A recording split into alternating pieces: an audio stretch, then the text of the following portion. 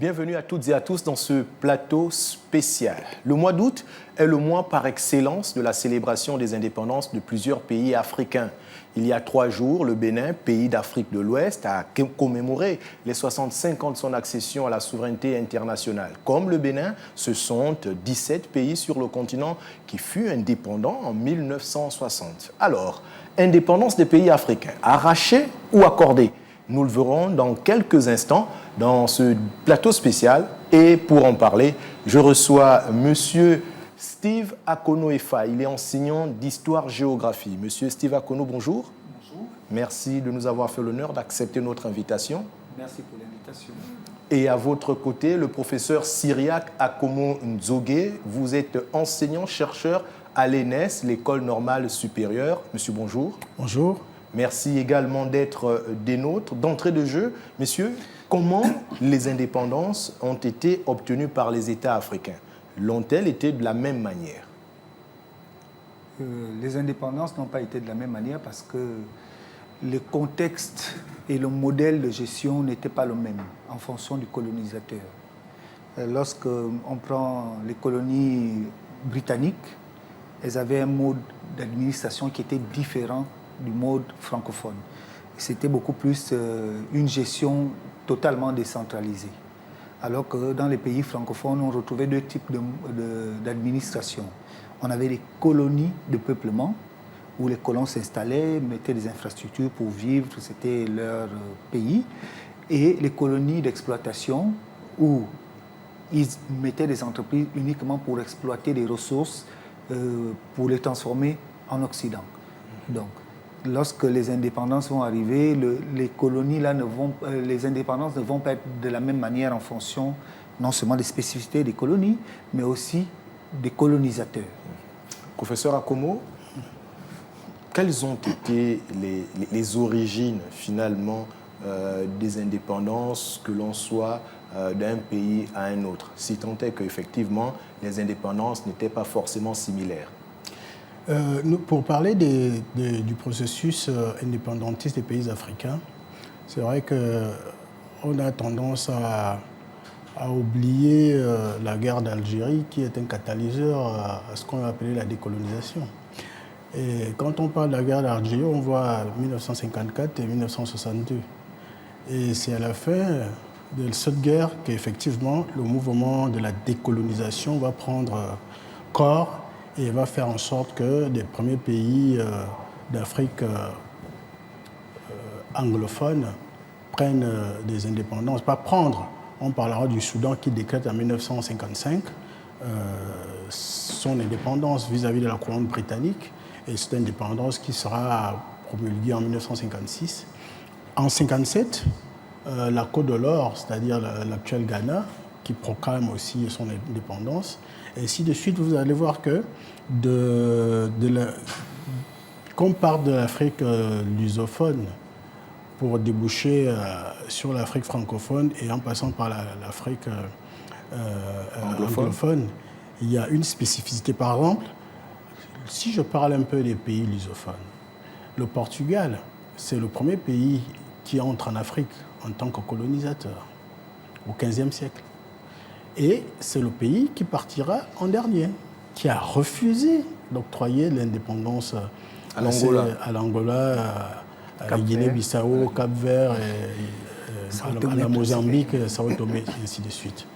Donc vous voyez que lorsqu'on arrive maintenant en Afrique francophone, dès 1946, le général de Gaulle octroie déjà une petite autonomisation des pays d'Afrique francophone. Et c'est en 1947 que les premiers représentants des colonies vont siéger au Parlement français. Et ce n'est qu'en 1958 que le général de Gaulle va demander aux pays africains francophones de choisir entre prendre l'indépendance de suite ou continuer comme coopérant dans une forme d'indépendance qui sera dictée plus tard avec des accords de défense et de coopération. Donc, en 1958, la Guinée-Conakry, avec le leader Sékou Touré, proclame tout de suite l'indépendance de son pays Et quelques années plus tard, en 1960... Professeur, M. Akono évoquait tout à l'heure un facteur important, la différence de style d'administration entre qu'on soit en zone anglophone ou lusophone ou qu'on soit en zone francophone. Il évoquait tout à l'heure la question des colonies de peuplement ou des colonies d'exploitation. Est-ce un facteur également qui peut expliquer que lorsqu'on est, par exemple, en Algérie, que là-bas, l'indépendance a pu être acquise mais sur base de conflits, et que plutôt en Afrique subsaharienne, eh bien, il y a eu beaucoup plus une indépendance, je dirais, négociée. Oui, effectivement, lorsqu'on parle de colonies de peuplement, on voit l'ancienne métropole qui vient, qui s'intègre, qui investit, qui se mélange à la population et qui essaie de développer le pays en fonction de ses objectifs socio-politico-économiques.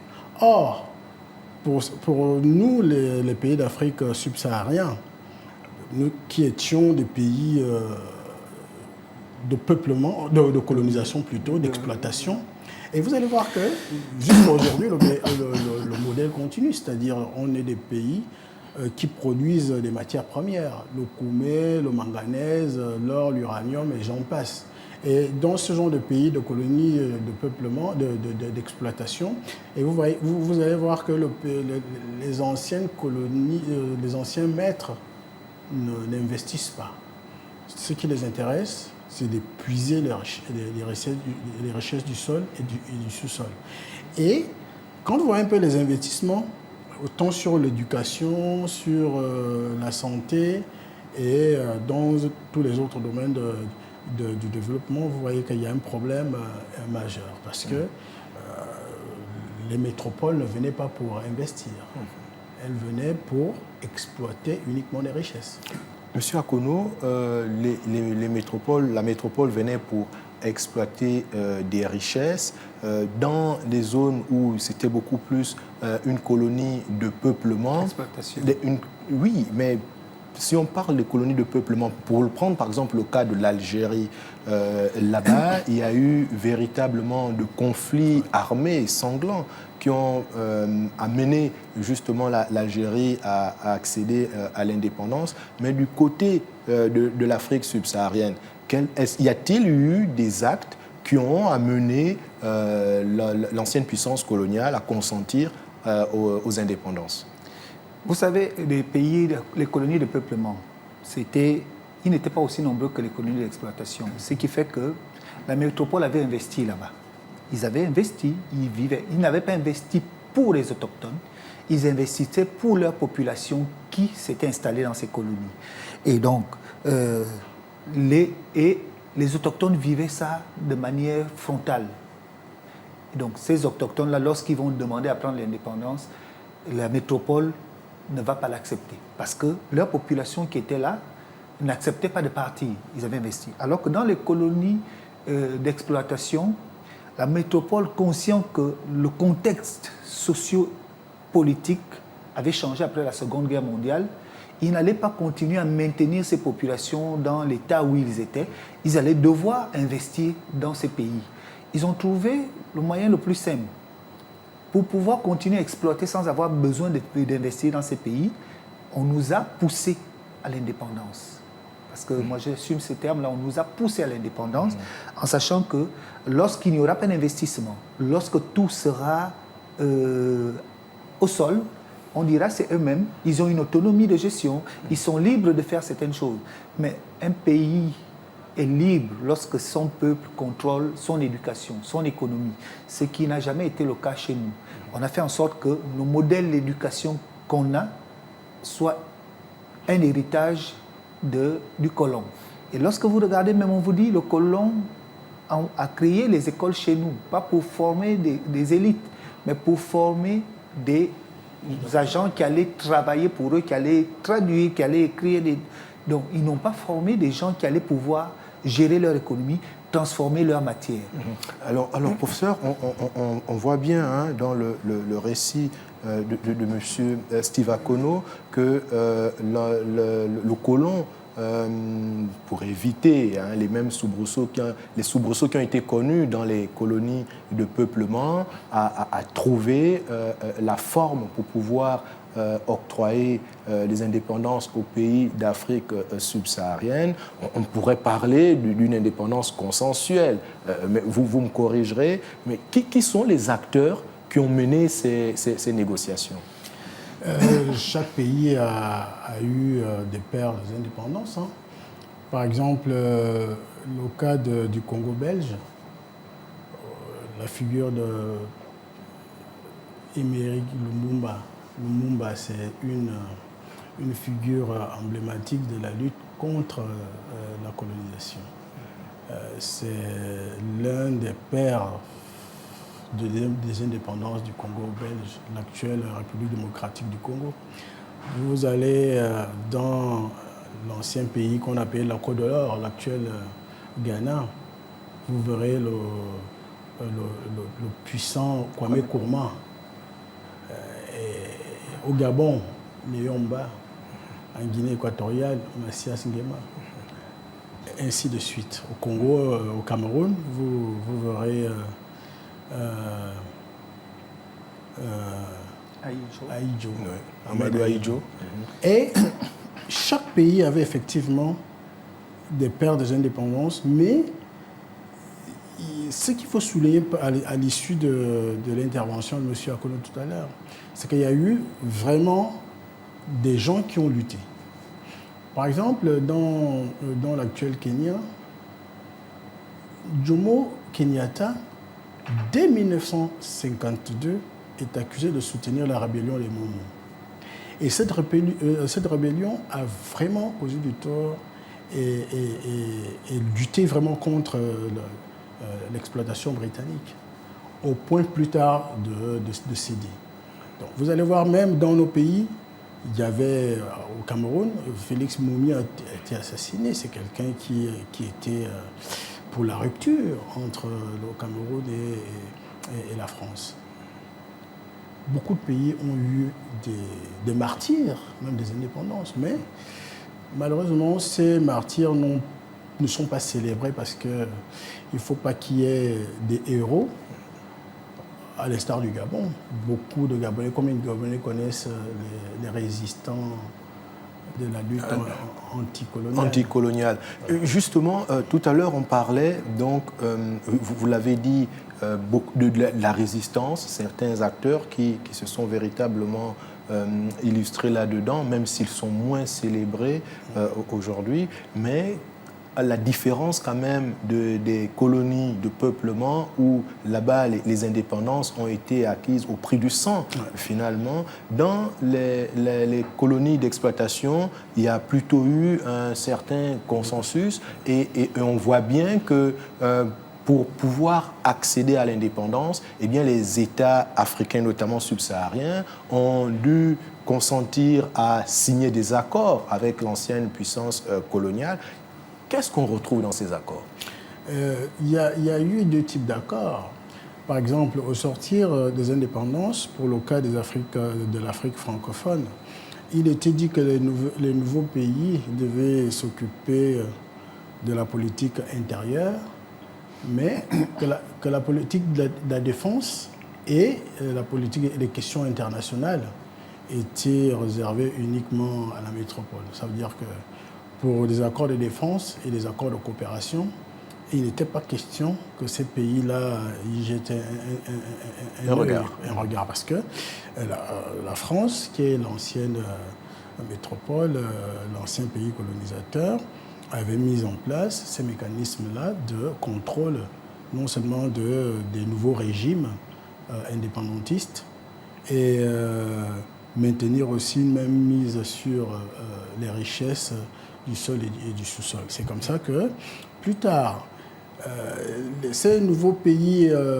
indépendants n'avaient pas de main-d'œuvre qualifiée. Il y avait un problème de formation. Donc, il était question de de faire un transfert de technologie. C'est-à-dire, ces pays avaient besoin de cette assistance-là. Et c'est comme ça qu'on a retrouvé dans toutes ces administrations de l'époque indépendantiste, des colons qui venaient prêter main forte pour que ces pays-là puissent démarrer. Mais au fond, on dirait que l'Afrique francophone a connu une indépendance, mais qui a débouché plus tard sur ce qu'on appelle la France-Afrique, c'est-à-dire, vous avez une indépendance, mais nous vous soutenons. Mais nous vous soutenons, justement, et c'est là, c'est ce qui inspire ma deuxième question, ma question suivante, M. Steve Akono. Au regard des accords qui lient les États entre eux, les accords entre les anciennes puissances coloniales et les États africains nouvellement indépendants, il y a certains qui sont toujours en vigueur, d'autres ont évolué. 65 ans après, ces accords sont-ils toujours pertinents ? 65 ans après, ces accords ne sont pas pertinents, mais le problème que nous avons, parce que le problème, ce n'est pas la pertinence des accords ou pas. Le problème, c'est qu'à la base, le système a été fait pour qu'il résiste. Et pour qu'un système résiste, on fait en sorte que les gens ne puissent pas sortir de là. Ils ont choisi quoi ? L'éducation. Lorsqu'un pays ne contrôle pas son système de formation, ne peut pas choisir ses filières de formation, ne peut pas choisir son modèle éducatif, ce pays aura du mal à sortir de la situation dans laquelle il est bloqué. Nous, les pays francophones, nous avons un système éducatif hérité de l'ancienne métropole. Ce système pose problème. Tout le monde le sait. C'est un système qui forme beaucoup plus, on dit les analphabètes fonctionnels. Ils ont les diplômes, ils n'ont pas de compétences pour leur formation. Au-delà d'analphabètes fonctionnels, même les filières de formation ne correspondent pas aux besoins de nos pays. Et ça fait que 65 ans après, dans nos pays, les plus grandes facultés restent des facultés de lettres. Les facultés de lettres, mais M. Akono, quand même 65 ans après, nous avons aujourd'hui des intellectuels capables de concevoir des programmes scolaires qui soient adaptés aux besoins de l'heure. Qu'est-ce qui empêche aujourd'hui aux États africains de pouvoir mener les réformes qu'il faut pour s'adapter? Les États africains ne financent pas eux-mêmes leur système de formation. Il est toujours financé par des Occidentaux. C'est l'UNESCO, à travers des organismes des Nations Unies, qui financent nos systèmes de formation. C'est pour ça qu'ils nous imposent les modèles de formation. Et quand ils ont décidé que on devait passer par l'approche par les compétences de base, l'APC, ils nous ont imposé l'APC. Nous l'avons accepté. Même si les acteurs du secteur vous disent que c'est mauvais, mais ils ne peuvent pas parce que nos États n'ont pas encore compris la nécessité de financer nous-mêmes nos systèmes de formation, choisir nous-mêmes nos modèles de formation. Si on ne finance pas, on ne décide pas. On ne décide pas. Professeur, aujourd'hui, voilà, le professeur Akono met l'accent sur un élément fondamental, le système éducatif qui devrait pouvoir évoluer. Mais si on reste un tout petit peu sur les accords qui lient les États africains aux anciennes puissances coloniales, comment les États africains peuvent-ils les faire évoluer? Il faut déjà une prise de conscience. Les États africains devraient d'abord prendre conscience. Et dans cette prise de conscience, vous avez deux types de ruptures. Hein. En Afrique, aujourd'hui, on parle de deux types d'indépendance. La première indépendance, celle qui est issue des années 60 par les pères de chaque pays, père de la nation de chaque pays. Et la seconde indépendance, c'est celle qui se fait aujourd'hui, c'est-à-dire la rupture des accords issus de la colonisation. Et dans ce modèle-là, il faut déjà une prise de conscience et se dire, est-ce que les systèmes éducatifs de nos pays sont en accord avec le modèle de développement, avec le choix même des dirigeants? Est-ce que ce modèle nous permet de nous développer? Si oui, est-ce qu'il y a lieu de continuer? Sinon, il faut marquer de la rupture dans tous les domaines, tant sur le plan économique que sur le plan politique et social. Il faut opérer cette rupture. Mais aujourd'hui, on voit bien que la plupart des nations sont interdépendantes. Il n'y a pas des... Sauf à penser peut-être à la Corée du Nord, mais il est rare de voir aujourd'hui des États qui vivent en autarcie. Comment les États africains peuvent-ils tirer profit des relations qu'ils ont avec les anciennes puissances coloniales? Parler d'interdépendance, il faut déjà que ces États existent réellement. Parce que l'interdépendance, c'est dans les échanges économiques qu'on fait. Mais les États africains n'échangent pas sur le plan économique avec les autres. Ils subissent ces États, ces échanges-là. On nous fixe le prix d'achat de nos produits parce qu'ils savent qu'on ne peut pas les transformer nous-mêmes. Vous voyez, aux États-Unis, la donne a changé. Le président Trump est arrivé. Il a fixé des tarifs douaniers que les autres essayent de combattre avec les armes et tout. Mais les États africains n'ont aucun moyen de se défendre face à ça. Ça veut dire que, avant de parler de coopération, avant de parler de sortie, il faut d'abord la rupture dont parle le professeur Akoumzou. Tant qu'on ne fait pas cette rupture, une rupture réelle, pas une rupture qui nous emmène à changer un maître pour un autre.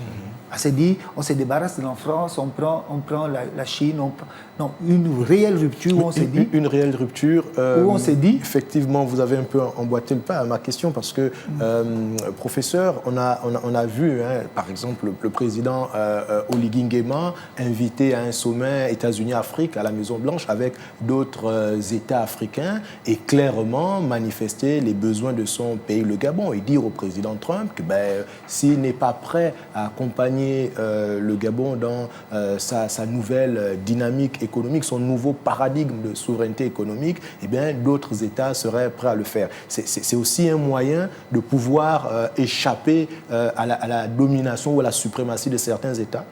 Oui, effectivement, quand vous regardez un peu la récente sortie de notre président aux États-Unis, il a été plébiscité. Le président gabonais est sorti de la tête haute et célébré pratiquement dans tous les pays africains parce que on a vu un président qui prend conscience des enjeux actuels et de son modèle de développement du Gabon.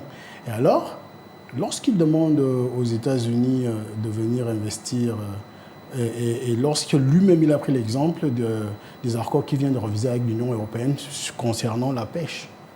Et c'est à partir de ce niveau qu'on peut situer le président Oligui Nguema comme faisant partie de la seconde vague des indépendances africaines. Ça veut dire que, à l'instar de Kadhafi, qui voulait créer une monnaie, et notre président Oligui, qui vient de revisiter cet accord-là, à ce moment, on parle de seconde indépendance. Ça veut dire... Seconde indépendance, oui. Monsieur Akono, il ne nous reste plus beaucoup de temps.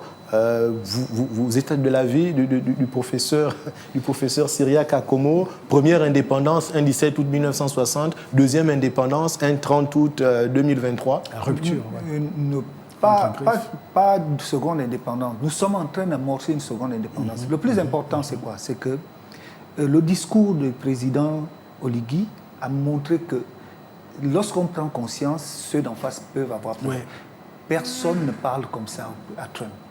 On l'a vu, Trump malmener le président ukrainien, malmener le président sud-africain. Mais lorsqu'on est conscient d'une chose, que les richesses que nous avons, c'est des richesses dont le monde a besoin, on peut se permettre de tenir ce discours. Et c'est d'abord la première chose à noter, que vous avez un président qui est conscient de notre potentiel et qui, au vu de ce potentiel, peut se permettre de dire des choses à l'homme le plus puissant du monde. Alors, dernière question, dernier tour de table. Les indépendants sont une longue marche vers le progrès. Que reste-t-il aujourd'hui aux États africains pour accélérer leur développement? Changer le système de formation, l'adapter aux besoins de nos États, l'adapter à nos réalités. C'est dès qu'on aura compris ça, dès qu'on aura mis ça en marche, le reste va suivre. Professeur, oui. Travailler sur l'homme, la culture. La culture est essentielle dans le développement d'un pays. Il faudrait que nous évoluions, nous avancions en fonction de nos réalités culturelles et traditionnelles. que nous avancions en fonction de nos réalités culturelles et traditionnelles, mettre l'accent sur le système éducatif pour former les hommes. C'est sur ces mots que nous allons refermer ce plateau spécial. Je rappelle que nous discutions du thème indépendance des pays africains, accordés ou arrachés. Et pour en parler, je recevais M. Steve Akono-Efa, qui est enseignant d'histoire-géographie, et à ses côtés, le professeur Cyriaque Akomo-Nzogé, enseignant-chercheur à l'École normale supérieure. C'est la fin de ce plateau spécial, mais ne zappez pas, l'actualité se poursuit sur Gabon 24.